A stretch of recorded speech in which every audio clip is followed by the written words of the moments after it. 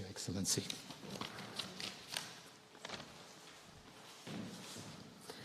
Thank you very much. It's a great pleasure to be here. Dear friends from DGAP, dear Ambassador Ischinger, such a great pleasure to meet you again. We've had the luck of working together through so many processes, so always a pleasure to be together with those who have stood by us for such a long time. It's also great to see other friends and people that we've worked with throughout the 2 decades to make sure that Kosovo's voice is heard in the world. And this, of course, is a remaining struggle. As you know, it's been 13 years and more that Kosovo has declared independence. And while so many new chapters of development and moving forward have been opened, there's still a bumpy road ahead. There are still so many challenges that we need to deal with, both domestically as well as internationally. But let me first talk about how the new institutions of Kosovo are planning to tackle all of these challenges. As you know, on the 14th of February elections, our agenda focused on jobs, and justice won an overwhelming majority. There's a new generation of politicians in Kosovo right now, both in the government, in the parliament, as well as in the presidency, which I have the honor to lead, that is very much focused on dealing with the most acute problems of the citizens of Kosovo, many of which, especially in the area of health and education, had been left aside for so many years, because we so fiercely believe that the only way to move our country forward is if we invest in our human capital, if we invest in our people. As a country with the youngest population in Europe, that is our biggest treasure, and that's exactly where we should invest. And especially if we turn both our attention as well as our budget, that means our investment in education and health, that means that we're also contributing long-term to our economic development. For that reason, of course, and because of the pandemic, our agenda and the economic recovery is very much focused on building back better. The areas of focus are investment in the health sector, in education, in green recovery, but most importantly, in our youth and women of the society. Just to go back for a minute on what happened on the 14th of February, those who made change possible were especially 3 categories of people: women, 62% of the voters of the platform on jobs and justice were women. Secondly, youth. And third are diaspora, most of whom live here in Germany. So they made this change possible, and now it's extremely important that their potential is unleashed and is included in our development agenda.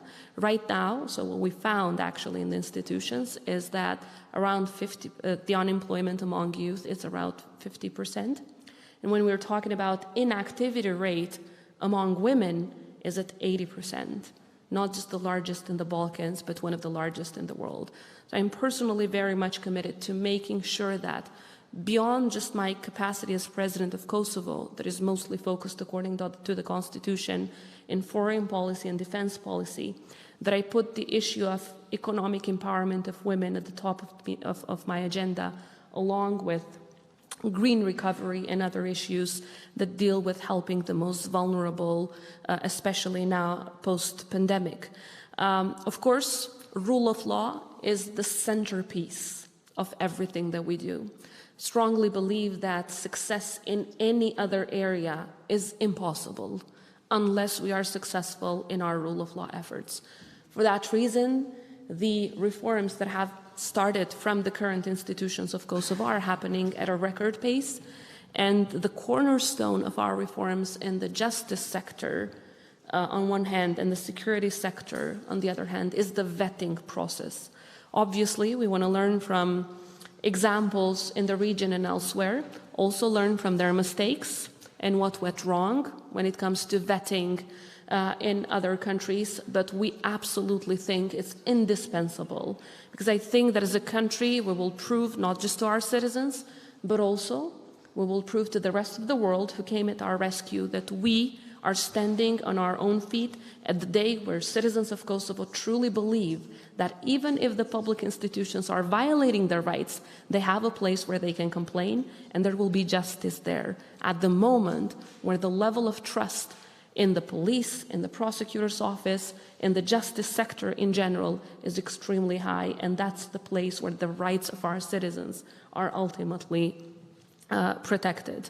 When it comes to, of course, this reform agenda, we do understand that it's extremely challenging and things will not happen overnight, especially if we want to do them right. And for that reason, we are working closely with our European and US partners, primarily with Germany when it comes to the European Union, but also countries outside of the EU, like the UK, to make sure that our rule of law agenda moves forward. From vetting to issues related to gender equality, tackling domestic violence and others, every single step forward is also done with the support of our partners. It is extremely important that Kosovo has moved ahead from a period of dependency on decision-making from international partners to a period of in what the Americans are calling the journey of self-reliance, in terms of making decisions, having the courage as well as the political will of making these reforms, but at the same time we have all of these partners at our side, helping either financially or with expertise, but the decision is finally taken by all of the Kosovo institutions. Let me now jump to the issue of regional cooperation. As you know, it's one of the main topics nowadays. As Kosovo, we have always cherished the initiative from Berlin many years ago, as you know, known as the Berlin process. And I think that that process has brought countries of the region closer. It has resulted with so many agreements that have really made the lives of our citizens better. The problem was that there were countries that did not implement some of these agreements, and no surprise, I'm talking here mainly about Serbia. Whether we're talking about the 2018 agreement signed in London within the auspices of the Berlin process on the missing persons, where Serbia did not undertake any step when it comes to showing the location of massive graves, where they did not open the archives, where all of the information about the missing persons from Kosovo is located, to any other action, or other kinds of implementation of agreements with relation to removing trade barriers and so on and so forth. Serbia remains the country that not only destabilizes the region, but it remains the country that does not comply with what they sign. And as a diplomat once said, with Serbia, you always had two types of negotiations. One is to convince them to sign, and the other one is to convince them to implement. And rather times, the second is much more difficult than the first. So that's what we're struggling with as a region. But we strongly believe that the Berlin process is the only solution towards making sure that the countries really reach closer to the European Union. It has never intended to replace the EU integration process. However, to reach more interconnectivity, digitalization, remove trade barriers, deal with issues like bringing youth together in our region through the RICO agreement, to the issue of the missing persons, which is the deepest wound from the wars in former Yugoslavia that were waged by Serbia. When it comes to the Open Balkan Initiative, we believe that it's not only a dangerous initiative, but at the same time it is aimed at really delaying the European integration process of the countries in the region. We strongly believe that whether from a security point of view, from a political and economic point of view, as well as from an EU integration point of view, this is absolutely the wrong thing to do for the region, which is why Kosovo, Bosnia-Herzegovina, as well as Montenegro have rejected this initiative from the very beginning. And at the same time, the initiative, if I may call it so, because we don't really even know what it is, since, I mean in detail, since there's no piece of paper that has ever been delivered to the countries of the region. But at the same time, it is not inclusive. And as you know, the principle of inclusivity is the main principle, and along with equal footing of representation are the two main principles of any regional initiative. And this initiative, which was started in Novi Sad, Serbia, never intended to consider Kosovo on an equal footing with other countries of the region. And at the same time, of course, Serbia continues to deny our right to exist. Therefore, to conclude on the issue of regional cooperation, we believe that the Open Balkan Initiative is dangerous, it delays European integration, and it intends to replace the Berlin process, which is impossible, and we're not going to allow for that to happen. Whereas when it comes to the Berlin process, we think so far it has been quite productive. It needs to continue with further agreements which must be concluded and signed, and it does bring countries of the region closer to European integration, of course, by requiring them to exercise and implement necessary reforms for the EU integration process. On the dialogue with Serbia, as you know, the new institutions have a clear stance which was built not just after we were elected. Both myself as president as well as the Prime Minister of Kosovo have been holding the same stance throughout our political career. So no surprises here, obviously. We will never accept to negotiate on Kosovo's territorial integrity. We will not change our constitution in order to create third layers of government which resemble and might lead us to Republika Srpska or another Republika Srpska in our region, which simply destabilizes everything.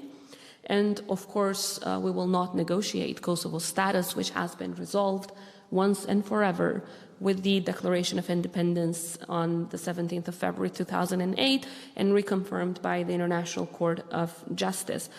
Having said that, there are so many issues of importance which we believe should be discussed with a final agreement that is centered on mutual recognition. There's only one solution that can bring everlasting peace and stability in the Balkans, and that is Serbia to recognize the reality of a sovereign and independent Kosovo. Until that happens, Serbia will continue to be the troublemaker in the Balkans, the destabilizer in the Balkans, and the trampoline that brings forward the Russian malign influence as well as the Chinese influence in our region.